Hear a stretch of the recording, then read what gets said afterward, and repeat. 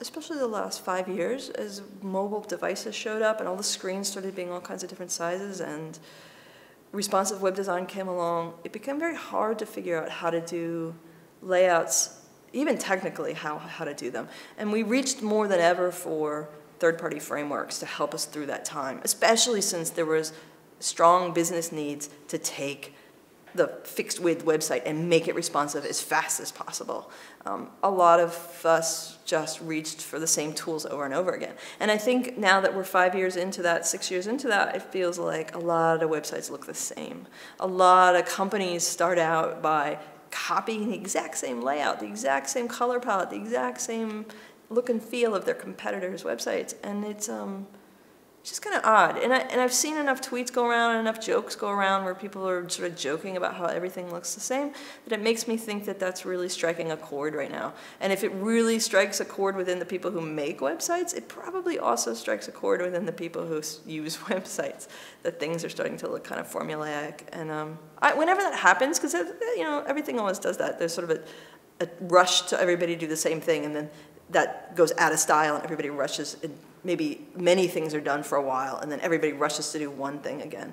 Yeah, there's an opportunity at that moment when the intensity is so strong that everybody's doing the one thing, that if you're the project that can do something else, you can really stand out and you can really, you know, leverage design to maximize your company's whatever, but you know, or whatever that for your, like if you're a nonprofit, you can really have an impact as a nonprofit. Like you can really get something done in that opportunity, that moment. And for some reason that excites me, those moments where it's like, wow, everybody's doing the same thing, fine, I'm gonna do this other thing and kind of break out of get some attention for that, get some, I don't know, have some success with that. The world could have turned out so much different than it did, you know?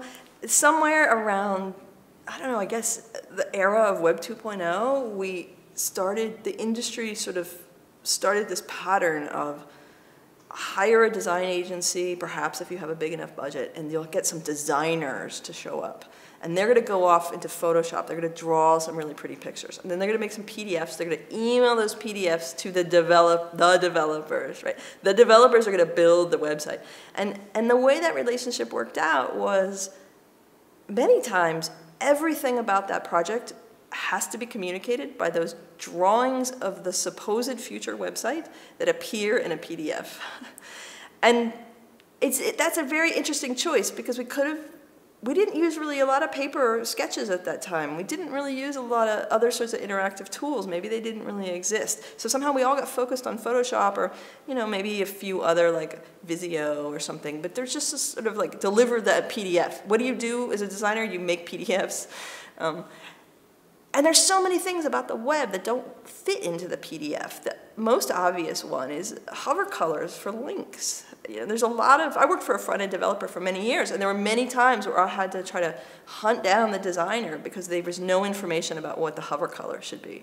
And I think in that world, there still are people who work that way. It's next to impossible to understand how to communicate a responsive design. How many screen sizes are you supposed to draw? Are you going to draw 3, 5, 20?